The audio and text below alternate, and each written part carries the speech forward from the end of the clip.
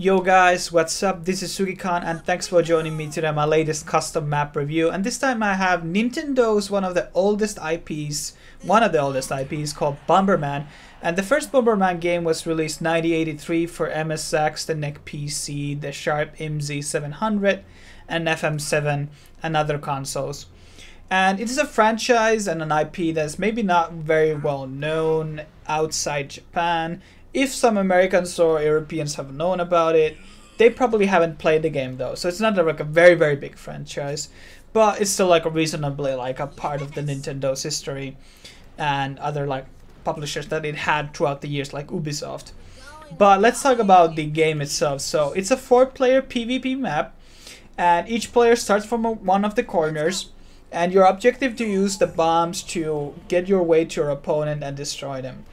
And the idea is to, you know, take cover when you use the bomb, so you can die by your own bomb. This is like something the beginners do a lot. They die by their own bombs, or they suicide if they like are echo quitting the game.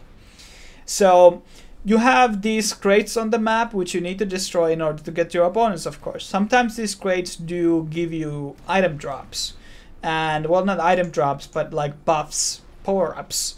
And you have 4 different power-ups. You have one that increases your move speed, one that increases your bomb's range, the explosion range, and then you have an extra bomb and a bomb kicking. And by the extra bomb, it means that you can have multiple bombs like detonating around the map. And this game is pretty fun. It actually needs some smart things because it's a type of like a puzzle game, you know. So you have to be smart about like, because you're able to chain the bombs, and this will like create bigger explosions. And if the one bomb detonates earlier, of course the other one like will detonate with it. So you have to time things like when the bomb is gonna explode, because they're not instant. You're not detonating themselves. They're like fused. And let's talk about the other stuff about the game. Of course, there's a few bugs there and there. And how to win the game is pretty much very easy. So you have to win 5 rounds. So I guess the game can last up to 20 rounds. So, you know, the game can be over in 5 rounds. So it may take like anywhere from 20 to 15 minutes to play. And that's kind of cool that it's not taking too much game time from... I mean, it doesn't take too much time to play, because nobody always don't have the time to commit to play a 30-minute game or 40-minute game. And I think that's a cool system, but sometimes the games can drag a lot. And if the game's time actually goes like to a certain point, which I don't remember the exact time, the map starts to shrink. So there's gonna be like these rocks spawning on the map on the corners until there's like only the middle left. And if you get hit by the rock, you will die instantly. And that's kind of cool. So the games won't drag and people won't turtle out. It will end eventually, even the people are AFK or something. But let's talk about the room of improvements, as I always do.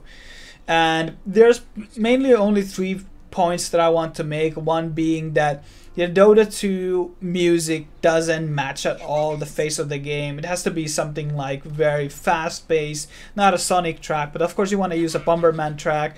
I was listening some of the Bomberman music, and I think they could fit really well on the game's theme. I feel like the Dota 2 is very like annoying because the tempo, the music, it doesn't match the game at all. And that was really annoying, and I think it would like bring more to the Bomberman IP experience to the game if there was Bomberman music in it. The second part is I would like to see some custom map options like I'm not sudden, like maybe I would call it a sudden death. So you would have like an option to maybe a bit more fast-paced game, like maybe the walls start to shrink much earlier, or the bombs and everything has like everybody has a more movement speed, the bombs will detonate faster. It's just some sort of like a fast mode, I guess.